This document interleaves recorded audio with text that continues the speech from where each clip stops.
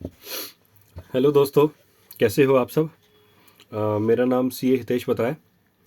आज मैं एक वीडियो बना रहा हूँ और इस वीडियो का पर्पस ये है कि कुछ लोग, चाहे वो सीए फाइनल के स्टूडेंट्स हैं या सीए स्टूडेंट्स हैं या नहीं भी हैं, किसी और फील्ड में हैं, एलएलबी हैं या सीडब्ल्यू है, सीएमए है, whatever they in profession, they are in profession, वो एक डाउट उनके मन में रहता है कि जब हमारी डिग्री कंप्लीट हो जाएगी या नहीं भी कंप्लीट हुई तो ऐसी कौन सा करियर है जो हम चूज़ कर सकते हैं।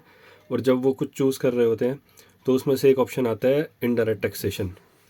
और इनडायरेक्ट टैक्सेशन में जब मेरी सीए कंप्लीट हुई 2019 में नवंबर के बाद, और मुझे तब से लेके अब तक 4 साल हो गए हैं अप्रॉक्सीमेट, और मैंने जो एक्सपीरियंस गेन किया है और जो मैंने चीज़ें देखी हैं अपने लेवल तक, वो मैं आपके साथ आज शेयर करना चाह रहा हूँ।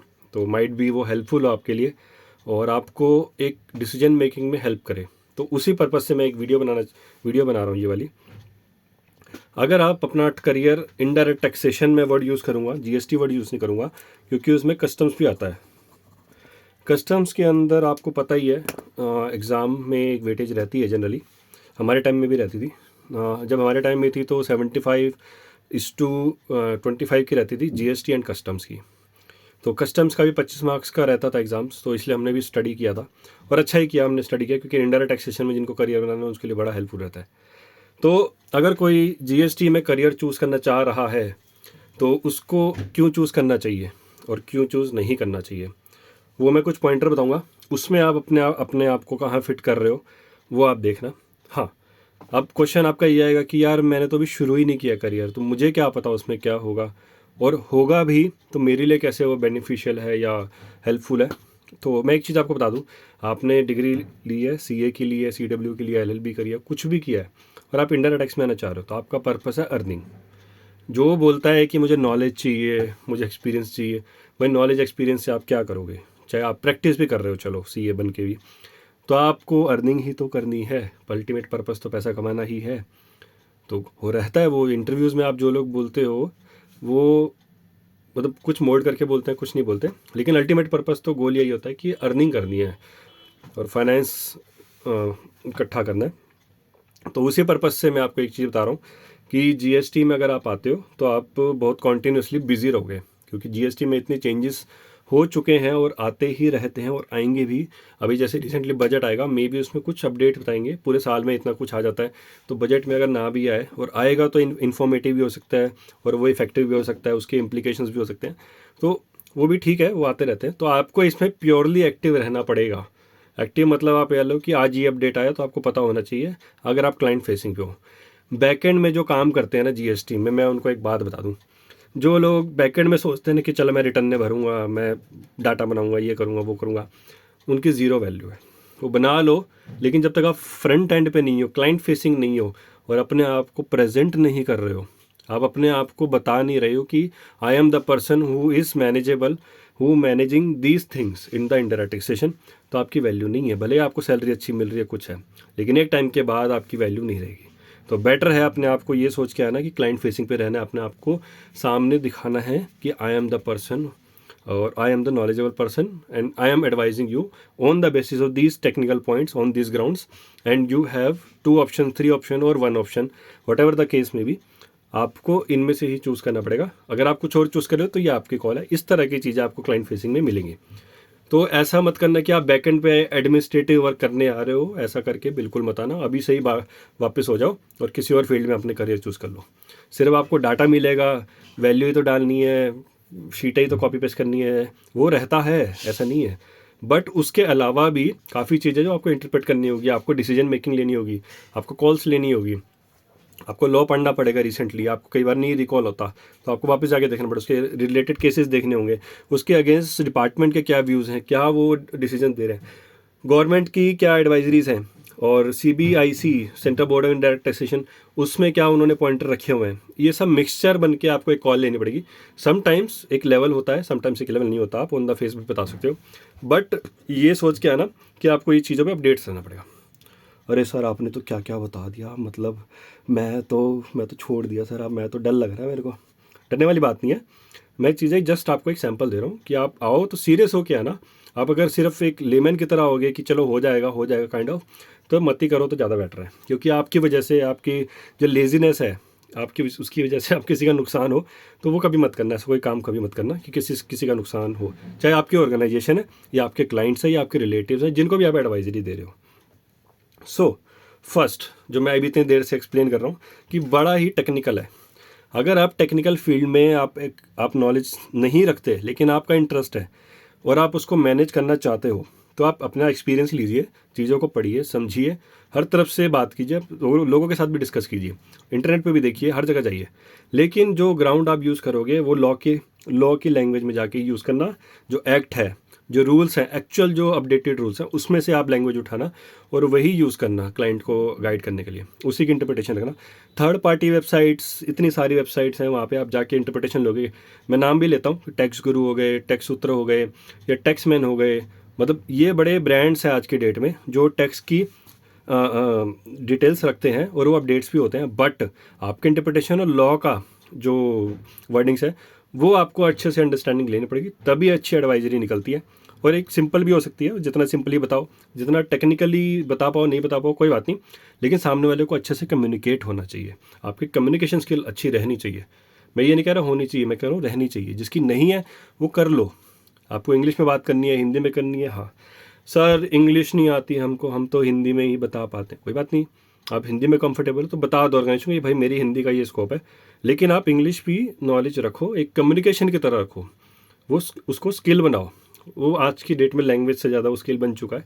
बट क्या करें, क्योंकि एनवायरनमेंट ही ऐसा है। बट आप उसको लैंग्वेज भी यूज़ करो, अपनी स्किल भी यूज़ करो। आपके आसपास नहीं है लोग तो कोई बात नहीं, जिनके पास है उनके साथ आप रहो, उनसे बातचीत करो, कभी भी किसी के साथ डिस्कस करो, कोई भी हो सकता है, ऐसा कोई ज़रूरी नहीं है।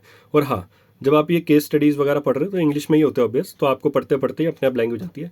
आप मेलिंग ड्राफ्ट करो, सैम्पलिंग मेल ड्राफ्ट करो, किसी को शेयर करो, दिखाओ देखो मैंने ऐसे मेल ड्राफ्ट करी, वो आपको इंप्रूवमेंट्स बताएगा। बहुत सारे ऐसे मोड हैं जहाँ पे आप अपनी English on the base of technical grounds improve कर सकते हो। चैट जीपीटी ये सब भी आजकल अवेलेबल है, आप चाहो तो यूज़ कर सकते हो। बट कभी भी कॉपी पेस्ट करके मत देना, सामने वाले को पता चल जाएगा। आजकल टूल्स आ गए हैं कि चैट जीपीटी से कॉपी किया तो आपका वो डाटा सारा हाईलाइट हो जाता है, तो वो कभी गलती मत करना। तो कई लोग करते हैं, तो आप चैट जीपीटी ये सब यूज़ करिए। और बार्ड भी है गूगल का, तो वहाँ पे आप यूज़ करोगे तो आपको पता चलेगा कि वो लिखना क्या चाह रहा है। लेकिन आपका ऑब्जेक्टिव उसमें सॉल्व हो रहा नहीं हो रहा, तो उसको हिसाब से मोल्ड करना। तो आपकी लैंग्वेज पे पकड़ होनी चाहिए, वर्बल भी हो सकती है, रिटर्न भी हो सकती है। तो नहीं तो कोर्स ले लीजिए अपना, इंटरनेट पे इतने कोर्स है, फ्री में भी कोर्सेज अवेलेबल है, कीजिए जो करना है इसके लिए। लेकिन अपनी कम्युनिकेशन इंप्रूव कीजिए, ये आपकी वैल्यू बनाएगा, आपका पैकेज एनहांस करेगा, आपकी प्रैक्टिस में भी आपको बहुत हेल्प करेगा, आपकी पिचिंग में काम आएगा। जब आप क्लाइंट के आगे पिच करोगे तो बहुत ही हेल्पफुल है कम्युनिकेशन।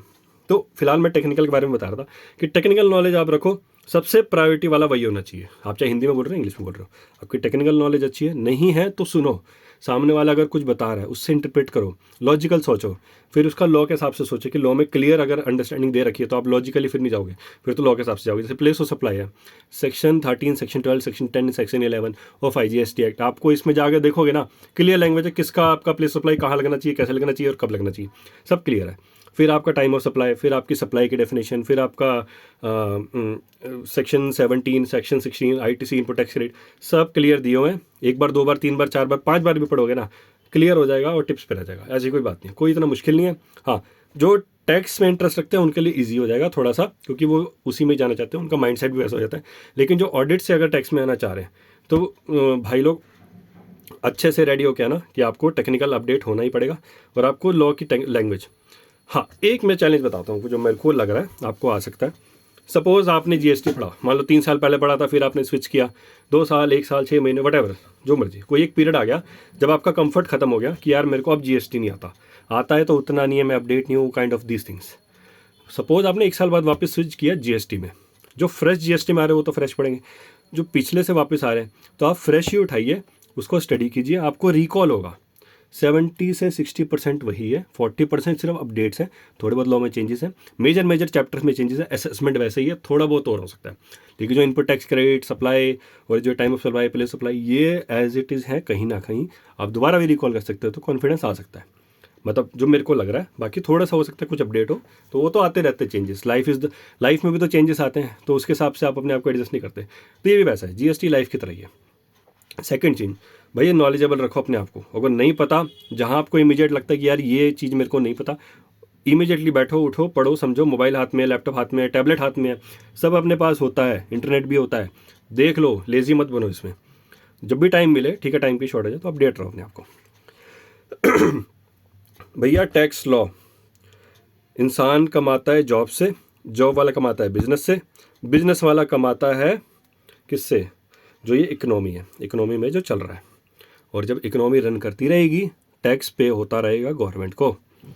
और गवर्नमेंट और आप उस टैक्स पेयर के बीच में, उस एसएससी के बीच में आप बैठे हो। अगर आप नॉलेजेबल हो, आपको अच्छी नॉलेज है टैक्स की, डायरेक्ट टैक्स भी हो सकता है, इनडायरेक्ट टैक्स भी हो सकता है, कोई भी टैक्स होता है। अगर आप इनडायरेक्ट टैक्स में हो और आप इसकी नॉलेज रख रहे हो, तो भैया आप और उस क्लाइंट के बीच में, उस टैक्स पेयर के बीच में एक बहुत अच्छा ब्रिज बन सकते हो, बहुत ही स्ट्रॉन्ग ब्रिज। तो वो ब्रिज बनो, उससे आप फीस भी अर्न करो, जो भी नॉमिनल आप ले सकते हो अपनी नॉलेज के हिसाब से, आपके कैलिबर के हिसाब से, आपके कॉन्फिडेंस के हिसाब से। और अगर प्रैक्टिस कर रहे हो तब भी आप फीस लगते हो, और जॉब कर रहे हो तो आप सैलरी ले सकते हो उस हिसाब से। आप मुंह पे बोलिए कि सर मैं इतना पैकेज लूँगा क्योंकि मेरा ये कैलिबर है, मेरे को ये नॉलेज है। इंटरव्यूज़ में होता है कि आपको ग्रिल करते हैं, आपकी टेक्निकल नॉलेज को जानना चाहते हैं, सब कुछ होता है, मेरे साथ भी हुआ है। और मैं एक इंटरनेट पे यूट्यूब पे एक सचिन अग्रवाल करके हैं, वो बहुत अच्छी वीडियोस बनाते हैं, टाइम टाइम जॉब्स की भी बनाते हैं, नॉलेजेबल भी है। मैं भी उनसे काफ़ी कुछ सीखा हूँ अपने टाइम पीरियड में। और भी यूट्यूबर्स हैं जो सब चीज़ें बनाते हैं, पर्सनली तो नहीं मिला मैं, बट यस मैं उनको एडमायर करता हूँ।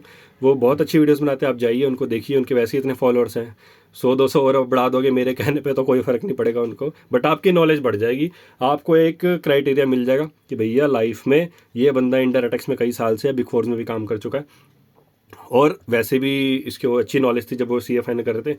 तो ये बंदा आज कहाँ है और इसका क्या पैकेज है, क्या अर्न कर रहा है। अगर आप जजमेंट पे जाओगे ना पैसों के ऊपर, तो समटाइम्स पैसा अभी मिल जाता है, सभी समटाइम्स किसी को बहुत लेट मिलता है, समटाइम्स किसी को मिड में मिल जाता है। लेकिन आपका पर्पज़ ये है कि आप उस लेवल पे आ गए हो कि आपको टैक्स की नॉलेज होगी। अब आप आइसोलेशन में अकेले अकेले मैनेज कर सकते हो, विद एक छोटी सी टीम भी मिल जाए आपको, या आप अकेले भी मैनेज कर लोगे। तो ये टैलेंट है ना, एक टाइम के बाद आता है और आना चाहिए। और फिर आप मैनेजमेंट लेवल पे जाओगे, फिर टॉप मैनेजमेंट में जाओगे, फिर आप अपने अंडर देखोगे कि सही चल रही है चीज़ें, सिस्टम बनाओगे, पॉलिसीज़ बनाओगे, कुछ प्रोटोकॉल्स रखोगे कि ऐसे ही फॉलो करना है, ऐसे नहीं करना, फिर ये आपकी लीवरेज है। वो सब चीज़ें चलती है, लेकिन वो तब आएगा जब आपके पास एक नॉलेज होगी। अच्छा, ये चीज़ में आप जब एक्सपर्टाइज हो जाएगी, आप दूसरी फील्ड में भी फिर एंटर कर सकते हो, क्योंकि आपके पास एक मैनेजमेंट टूल बन जाता है आपके हाथ में कि यार मैं सिर्फ टैक्स क्या, इंडायरेक्ट टैक्स भी कर सकता हूँ मैनेज, और मैं ऑडिट भी कर सकता हूँ, दूसरे प्रोफाइल्स में भी मैनेज कर सकता हूँ, तो स्विच करने में भी दिक्कत नहीं आती। तो ये कॉन्फिडेंस बिल्ड करने वाली बात है। कॉन्फिडेंस बिल्ड हो जाएगा तो आप अपनी लाइफ में चेंज कर सकते हो, जैसे भी आपको स्विच करना है। तो आप प्रैक्टिस में भी कर सकते हो, बिजनेस भी कर सकते हो, सब चीज़ें। टैक्स तो है ही भाई, कहीं भी जाओगे आप, अगर 200 रुपये की चीज़ भी लेने जाते हो तो तब भी टैक्स लगता है।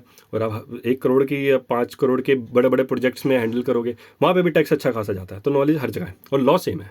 लॉ को पढ़ो, अपडेट होते रहो और लाइफ में आगे बढ़ते रहो। फिर आता है CA फाइनल के लिए। भैया CA फाइनल वालों, और CA इंटर में भी हो, भैया टैक्स तो है ही आपके, direct tax, indirect tax, costing, accounting, तो तुम तो चाट लो भाई, रट लो, टिप्स पे रख लो।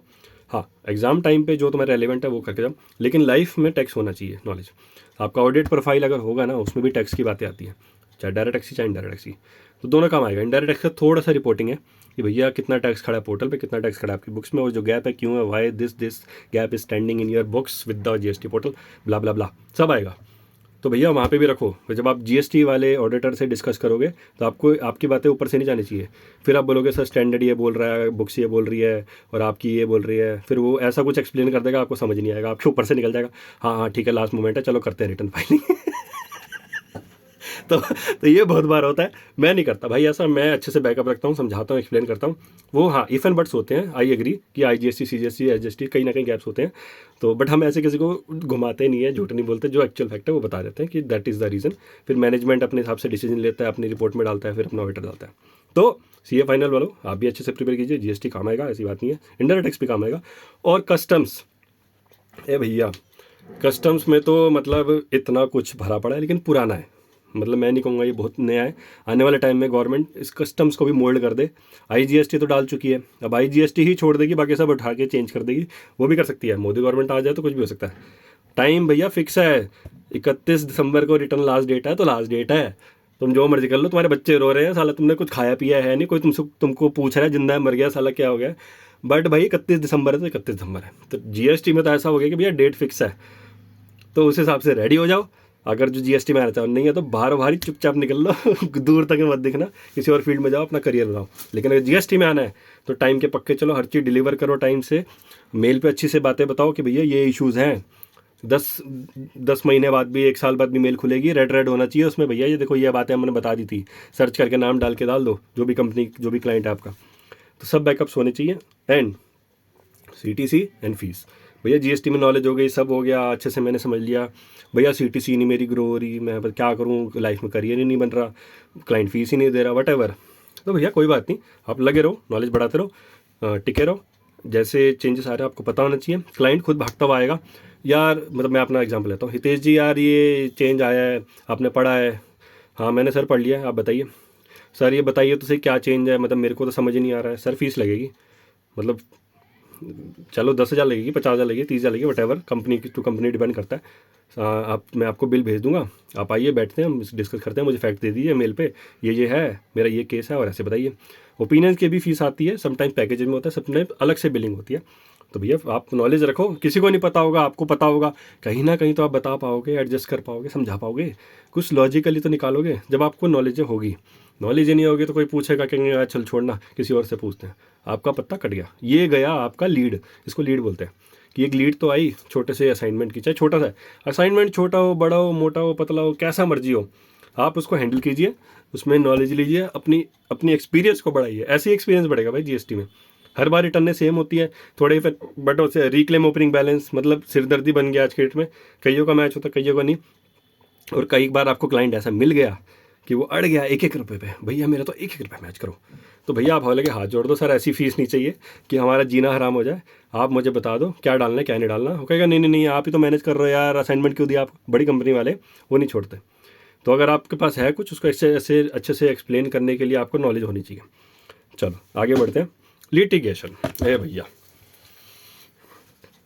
अरे सर मैंने तो बहुत रिटर्न फाइल करी है, 9 से करी है, फाइनेंशियल्स देखा, ये है वो। चलो भाई केस लग गया।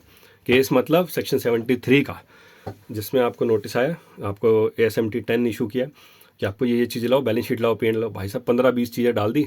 अरे भैया जीएसटी का क्या है उसमें, वो तो सारा फाइनेंशियल्स है, रेशोज निकालो, ये निकालो, वो निकालो।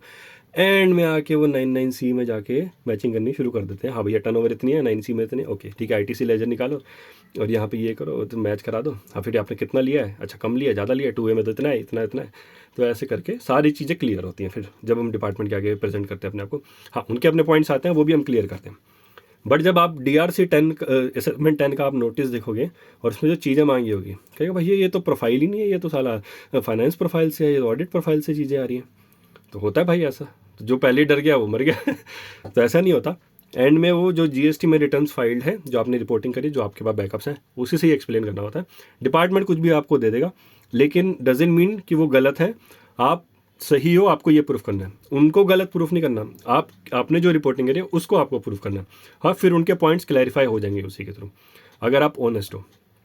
ऑनेस्ट मतलब सही से बुक कीपिंग कर रहे हो और आपने सही से टैक्स पे किया है, उसकी बात कर रहा हूँ मैं। बाकी लोग क्या कर रहे हैं मैं उनके बारे में बात नहीं कर रहा।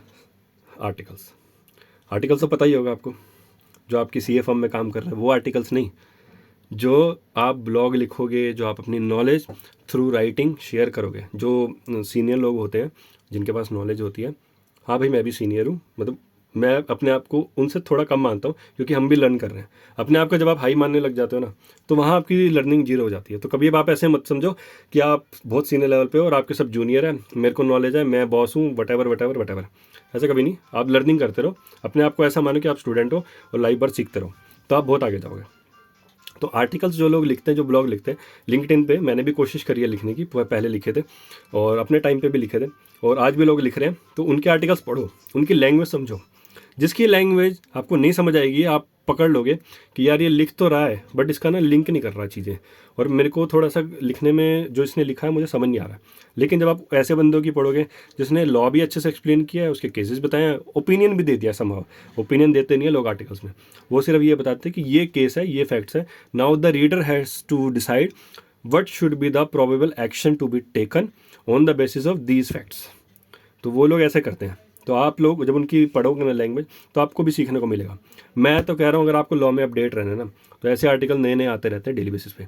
हफ्ते में 2 दिन 3 दिन कभी भी आपको टाइम मिले, टाइम निकालो, नहीं तो पढ़ लो। चलते फिरते मेट्रो में, सारा कहीं भी आप ट्रैवल कर रहे हो, 1-2 घंटे का कई बार ट्रैवल होता है, तो आप पढ़ लो उसको।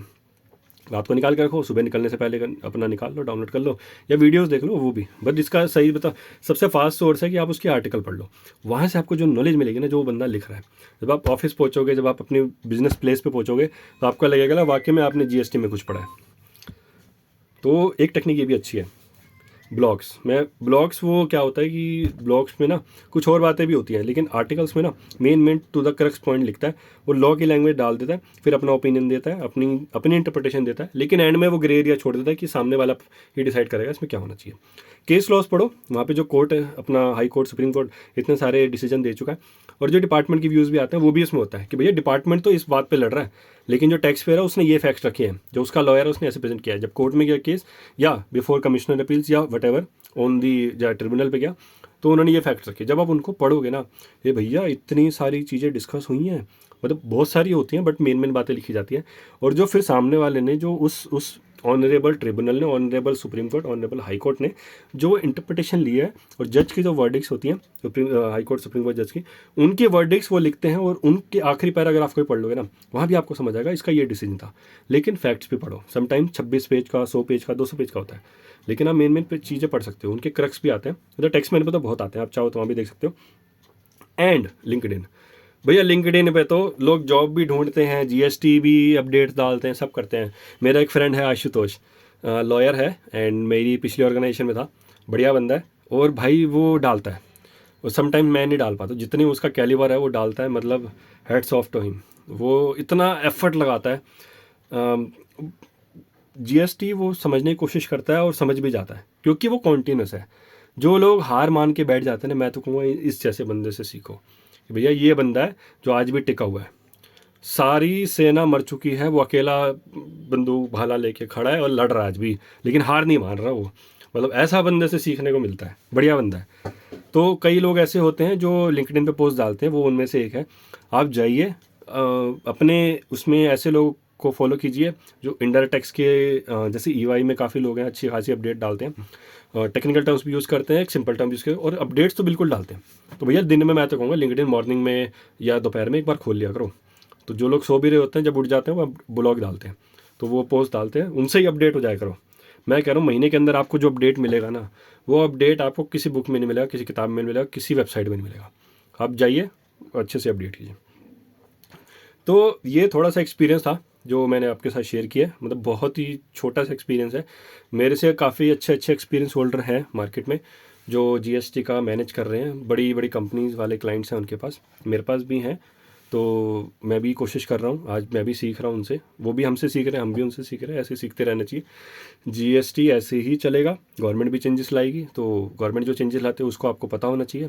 कुछ भी टेक्निकल चेंज होता है पोर्टल पे, या आईसी गेट की वेबसाइट पे, या एक्सपोर्ट से रिलेटेड कोई चेंज होता है, इंपोर्ट से रिलेटेड चेंज होता है, वो आप अपडेट रहिए, तो आपको लाइफ में हेल्पफुल रहेगा अगर आप जीएसटी में करियर बनाना चाहते हैं। तो थैंक यू ये वीडियो देखने के लिए।